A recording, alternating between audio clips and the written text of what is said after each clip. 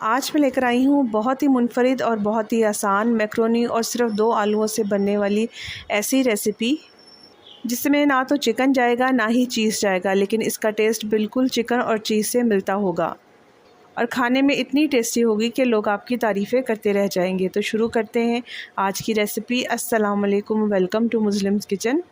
सबसे पहले हमने मैक्रोनी को बॉईल करना है, जिसके लिए मैंने पैन में पानी डाल दिया था और साथ ही 1 टेबलस्पून ऑयल डाल दिया था।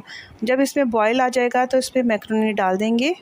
मैक्रोनी डालने के बाद स्पून से इसको मिक्स कर देंगे। जब भी आप पास्ता वगैरह बॉईल करते हैं तो पानी की मिकदार हमेशा ज़्यादा रखें और खुले बर्तन में ही इसको बॉईल करें। इससे ये होगा कि पास्ता हमारा बहुत अच्छी तरीके से बॉईल हो जाएगा और फूल भी जाएगा। बस इसको मीडियम फ्लेम के ऊपर छोड़ देंगे। यहाँ पर 2 आलू लिए हैं जिनका छिलका उतारने के बाद इसको अच्छी तरीके से वॉश कर लिया था। अब इनको बड़े पीसेस में कट कर लेंगे और पानी डाल के इनको बॉईल कर लेंगे। बस आपने इस बात का ख्याल रखना है कि आलू मीठे नहीं होने चाहिए। आलू जब भी आप बॉईल करें हमेशा छिलका उतार के बॉईल करें। इससे ये होता है कि आलूओं में जो लेस होता है वो कम हो जाता है और आलू बहुत अच्छे तरीके से बॉईल होते हैं। यहाँ पर मैक्रोनी बॉईल हो चुके हैं। अब इसको स्ट्रेनर से छानते हुए प्लेट में निकाल लेंगे। ये पानी अगर आप स्टोर करना चाहते हैं तो कर सकते हैं, क्योंकि फ़्राइड राइस में बहुत काम आता है और फ्राइड राइस बहुत ज़्यादा टेस्टी बनते हैं। यहाँ पर बॉइल्ड मैक्रोनी को मैश कर लेंगे। हाथों से भी इसको मैश कर सकते हैं। बस इसको इतना मैश करेंगे कि इसके पीस थोड़े छोटे हो जाएं। बस ये ख्याल रखना है कि आपने यहाँ पर इसका पेस्ट नहीं बनाना, इससे आपकी रेसिपी का टेस्ट बिल्कुल ख़राब हो जाएगा। इसके बाद आलूओं को भी मैं मैश कर लूँगी और ये देखें कितने अच्छे तरीके से आलू हमारे बॉईल हुए हैं। ज़्यादा स्टिकी भी नहीं लग रहे, क्योंकि इसका छिलका उतार दिया था बॉईल करने से पहले। तो आप भी इसी तरीके से आलू बॉईल किया करें। यहाँ पर मैक्रोनी भी मैश हो चुकी है। अब इसमें मैश किए हुए आलू शामिल कर देंगे।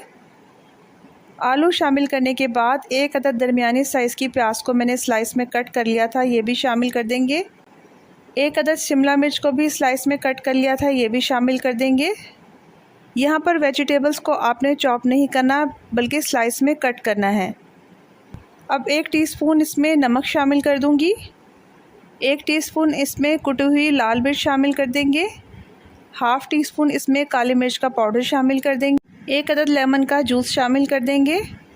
हाफ़ टीस्पून से कम इसमें ज़ीरा पाउडर शामिल कर दूंगी। हाफ़ टीस्पून ही इसमें चाट मसाला शामिल कर दूंगी। यहाँ पर चाट मसाला ऑप्शनल है, अगर आप डालना चाहें तो डाल सकते हैं। कटा हुआ हरा धनिया और हरी मिर्च शामिल कर देंगे और इसको मिक्स कर लेंगे। बाकी के इंग्रेडिएंट्स इसको थोड़ा सा मिक्स करने के बाद शामिल करूँगी। हाफ़ टीस्पून से कम इसमें लाल मिर्च पाउडर शामिल कर देंगे। 2 टेबलस्पून इसमें सोया सॉस ऐड कर देंगे और 2 टेबलस्पून ही इसमें चिली सॉस ऐड कर देंगे, जिससे कटलेट्स का टेस्ट जो है वो बहुत ज़्यादा ज़बरदस्त हो जाएगा।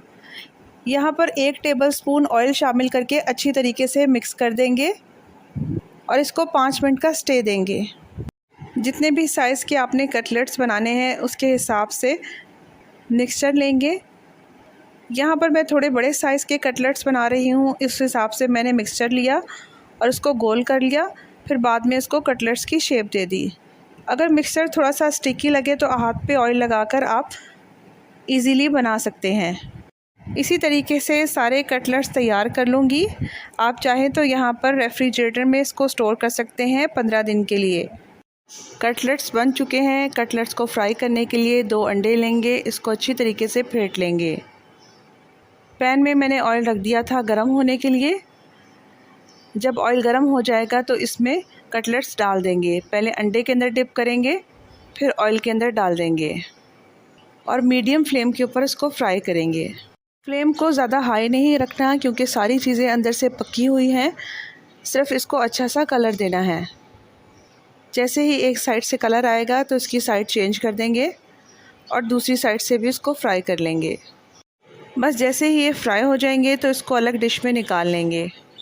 और इस तरह से बहुत ही चीज़ी और बहुत ही टेस्टी बग़ैर चिकन के, बग़ैर चीज़ के मज़ेदार से कटलेट्स रेडी हो चुके हैं। तो देखना चाहते हैं ऐसी ही मज़ेदार रेसिपीज़ तो मेरे चैनल को सब्सक्राइब करें, लाइक और शेयर करें। Thank you for watching.